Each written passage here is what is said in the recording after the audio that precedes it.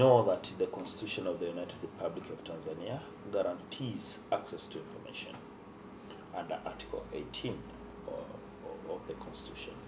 But of most importance, in 2005, the government purported to enact a new Rights to Information or Freedom of Information law, which, according to the preamble, it was supposed to be a good law to govern media and regulate freedom of information and access to information issues.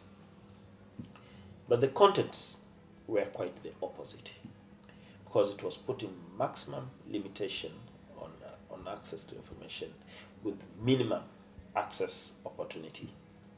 This is a diverse from the universally agreed principles on freedom of expression, which requires that we put maximum disclosure with minimum limitations provided by the law. But ours was quite the opposite. So some media organizations, including MISA, Media Council of Tanzania, and some other organizations, and human rights organizations formed up a coalition to campaign for a better access to information law.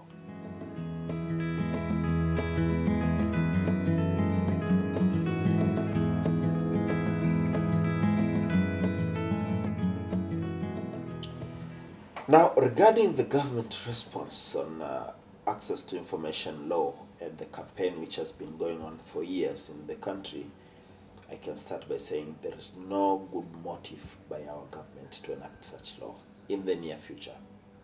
Although our president has been speaking on various occasions, he recently was quoted, he was in London, and saying he will have the right to information bill tabled in the parliament next session. But until today, we haven't seen such a bill.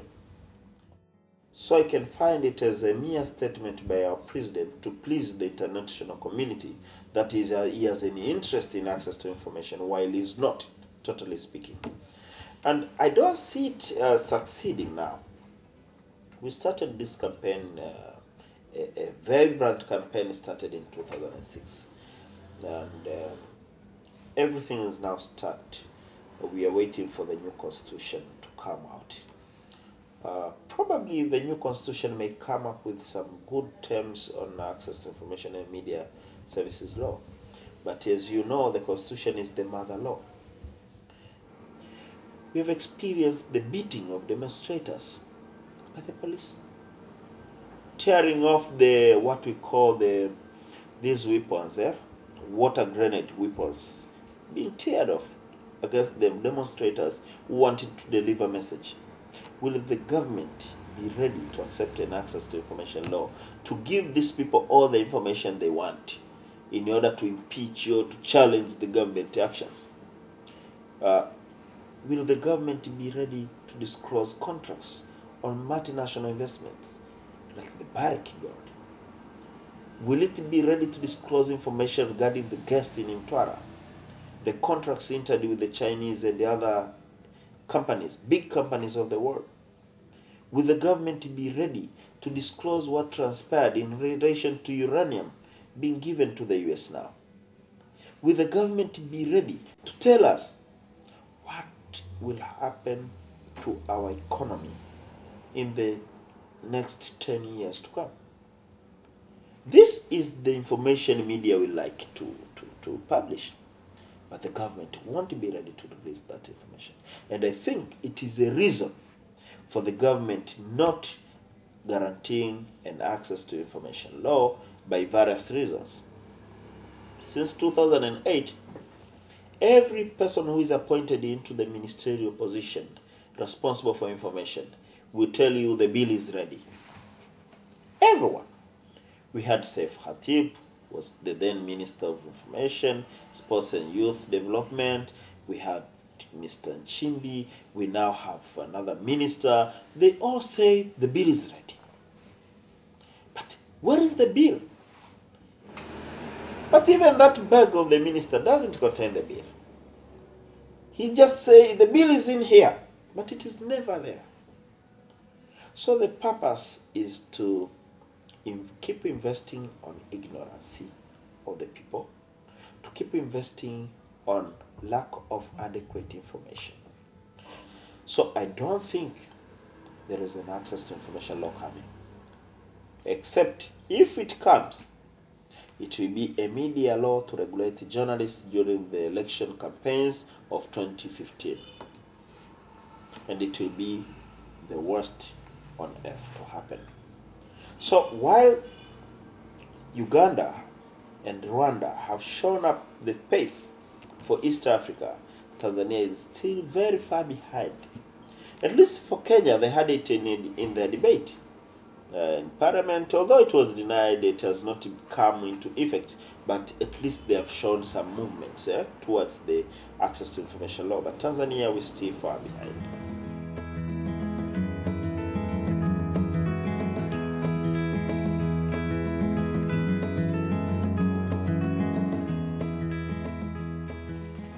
We are now undertaking the constitutional making process in Tanzania. I think you are aware. The Constituent Assembly is sitting. But some members are even asked not to speak. When they start speaking, they are told, no, you are making noise and your time is off. So someone no longer speaks because of time, technicalities, and whatever is going on. But this political move has even gone further. By preparing the rules or guidelines of the Constituent Assembly, which restrict media not to access the Constituent Assembly committees when they are debating on the key components of the Constitution. So the media is sidelined, so the public cannot access what transpires in the committees until when they come to the General Constituent Assembly, when we are allowed access through the TV and some radio. Print media, we are experiencing the powers of the minister are very high. The minister may wake up in the morning and say, so-and-so media outlets are now banned forever.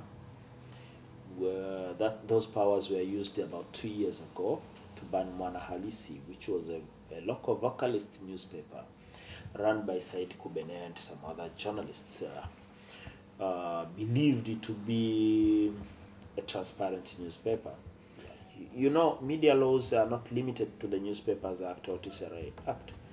Media is also supposed to comply with the National Security Act, which has got very serious provisions in it. You'll find the National Security Act, Section 3, for instance, talking about the classified content.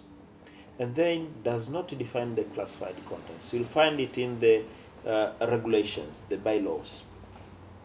When you go to the regulations, a classified content is defined to mean anything or matter on a public paper or content, public document with a stamp marked confidential, secret, top secret, and confidential. So this can be stamped by anyone. There is no criteria as to who will stamp a document confidential. The only qualification is it should be a government document. So a government document includes this constitution.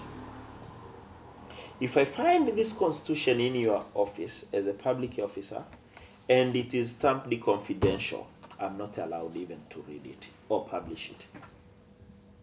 So this is a wide power by the public officers. And remember, the public officers, once you are found with this document, you are charged under the National Security Act. You are tampering with the national security. So a public officer can stamp confidential on a newspaper which has been published, circulating in the market for free purchase, but then it's stamped confidential, you are not allowed to publish it or quote from it. So you are charged in that way. We have seen a trend of instituting criminal cases against media editors, senior editors in court.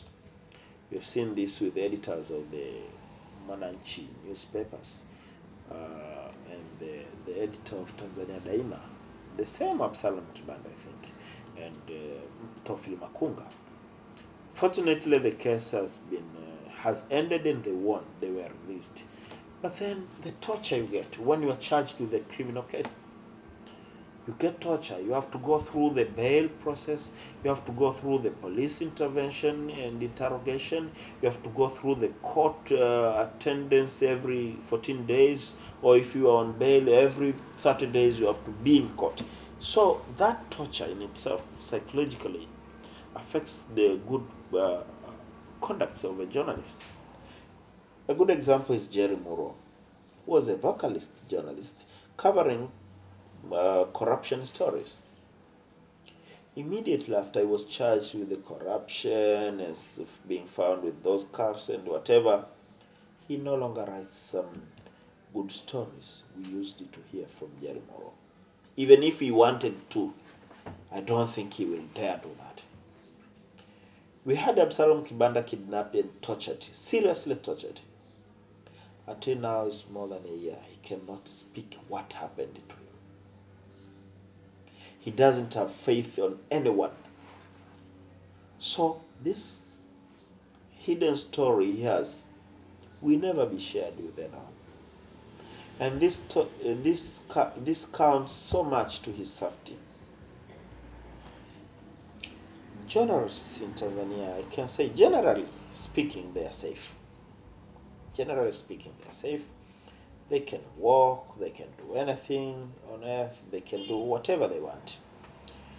We've got some problems when there are political campaigns or pressure. And this happens most cases when journalists are sidelining with some political parties. Or we still have some problems with some public officers who do not like their information published. And in most cases, these are the ones who don't want their evil information published. When it happens, of course, you know the consequence. Journalists must suffer. But at least in Tanzania, we still have this respect to the rule of law. And a lot of journalists will know their rights and will say no, even if they are taken to jail. Most of them will know their rights. And there are some trainings going on in the country. We have a support of the Tanzania Media Fund, which is supporting investigative journalism in the country.